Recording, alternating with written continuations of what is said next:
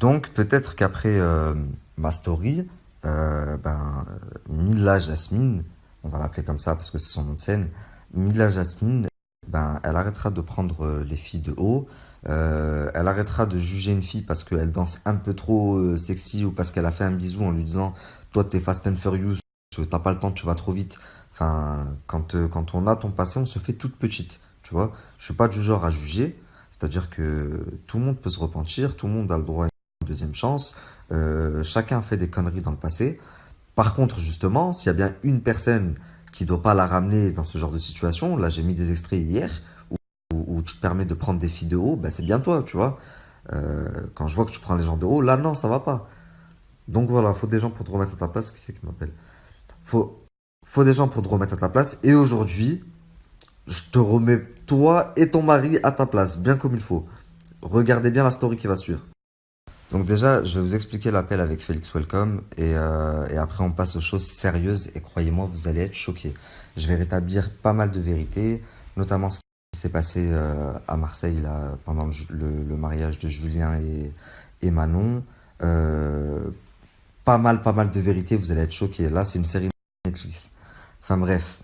Du coup, Félix Welcome m'a appelé. En fait, c'est l'ancien directeur de Star 24, je crois que ça s'appelle comme ça. D'ailleurs, j'ai mis une vidéo hier de Mila qui dit non, j'ai jamais fait d'escorting, c'était pour Star 24, il me semble. Donc, euh, donc, dans le milieu, ce qui se dit, et d'ailleurs, c'est Issam de Public qui a fait fuiter cette information, c'est que Mila aurait intégré les Princes grâce à cette personne parce que il lui aurait demandé des faveurs en retour. Donc il m'a expliqué qu'il connaissait Mila depuis au moins 10 ans, bien avant qu'elle fasse de la télé-réalité, que il avait été son agent pendant 2-3 mois après les princes et princesses, et que non, il ne s'était jamais rien passé avec elle, que en l'occurrence ça aurait été flatteur pour lui, que mais que comme il ne s'est rien passé, il ne va pas s'inventer une vie et me dire qu'il s'est passé quelque chose, donc non, il ne s'est rien passé.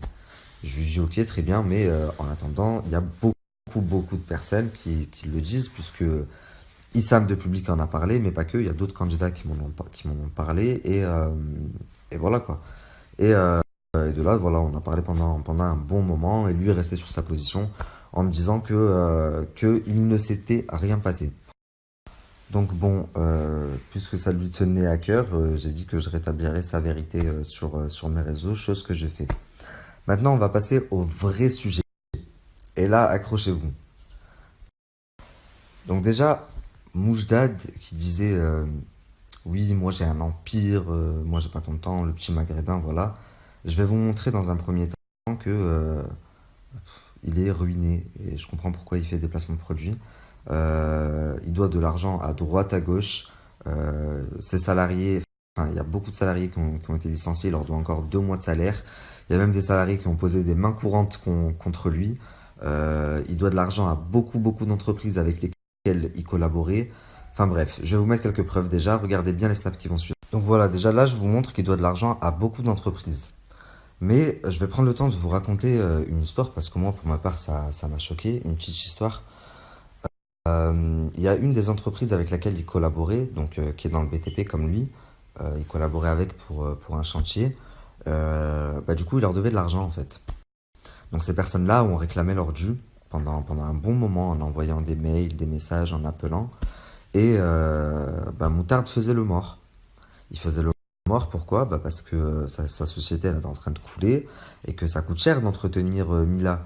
Parce que sinon elle va à Miami et elle fait des bêtises.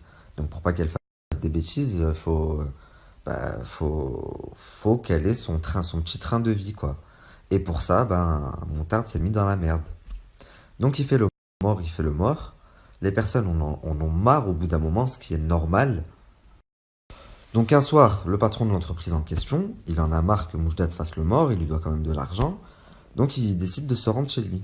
Il se rend chez lui, il toque, pas de réponse. Sauf que il y a les chiens de Mila parce que ils aboient, il entend aboyer. Donc il continue de toquer, il persiste, et d'un coup, plus rien, plus aucun bruit. Donc en fait, ils étaient tous là.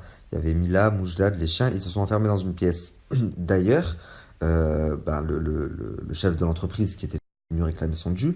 Il a vu que quelqu'un avait regardé dans le trou de la serrure pour voir qui est-ce que c'était. Donc rien. Il rentre chez lui, il se dit, bon bah c'est bon, c'est mort, je vais jamais récupérer mon argent.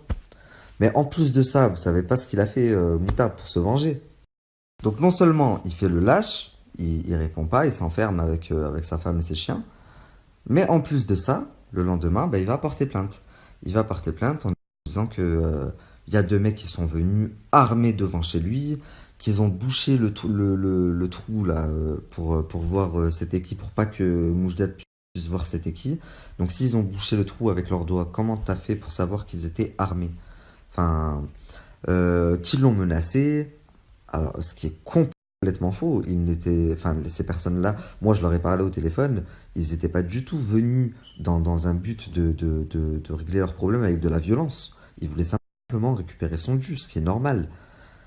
Donc voilà, il y a la police qui débarque chez ces personnes-là, euh, avec la femme, avec les enfants, donc de bon matin, ils sont réveillés. Le mari était en déplacement professionnel, donc elle ouvre la porte, la femme a été braquée, elle se retrouve choquée, mais qu'est-ce qui se passe? Donc ils fouillent la maison de fond en comble pour voir s'il y avait des armes, les voitures, enfin tout. Et au final, à force de poser des questions, ils lui disent que c'est par rapport à Moujdad.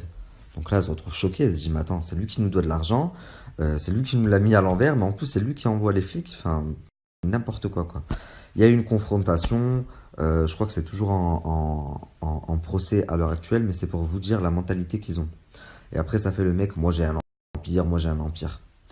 Donc si seulement c'était que ça. Maintenant, je vais vous expliquer autre chose. Ah oui, la meilleure. Il leur a dit quoi? Parce qu'ils sont eu au téléphone après. Euh, ouais, j'ai porté plainte, c'est normal, vous vous rendez pas compte. Vous venez chez moi à 11 heures de la nuit. Bah frère, ça fait 2 mois que tu fais le mort, alors que tu dois de l'oseille. Vous avez traumatisé ma femme, elle a pleuré toute la nuit. Elle, c'est une babtou, elle a pas l'habitude. Donc attends, les babtous, ils ont pas l'habitude, mais les Arabes ou les Noirs ou quelqu'un d'une autre origine, ils ont l'habitude. Enfin, ce que tu dis, déjà, c'est un ridicule. Laisse tomber. Et en plus de ça, je pense qu'il en faut bien, bien, bien plus pour la choquer, ta Marie-Charlotte, là. Tellement que tu t'es mis dans la merde pour Mila, t'arrivais même plus à payer tes factures. Tu demandais à tes employés de les payer. Ils étaient obligés de te sortir des feintes, de te dire ma carte elle passe pas et tout. Parce que c'était pas à eux de te payer tes factures, ce qui est normal. Enfin, je sais pas. Et en plus de ça, toi tu te montres à faire la mala, partir en voyage avec Mila et tout, et tu leur demandes de payer tes factures parce que tes cartes elles passent plus. On est dans quel monde là? Donc voilà, déjà dans un premier temps, je vous ai montré la preuve que ce qui vous montre vs la réalité, il y a un monde. Ils vous font les mecs blindés, on n'a pas le temps, BCBG, rien du tout, il est ruiné. Voilà, comme ça vous le savez. Maintenant, je passe à autre chose. Écoutez bien la suite, hein. Pour ceux qui sont sceptiques, et enfin, je parle des petits là, les fans qui vont se dire non, regarde leurs photos sur Instagram, ils sont trop bien, Mila, Moujdat. Je vais vous montrer que même ça, c'est du fake. Tout n'est que fake, que du fake. Il serait temps que vous commenciez à le comprendre. Regardez bien les captures qui vont suivre là. Donc toutes les entreprises qui font appel à Mila et Moujdat parce qu'ils pensent qu'ils ont la cote, qu'ils sont en train de bien monter sur...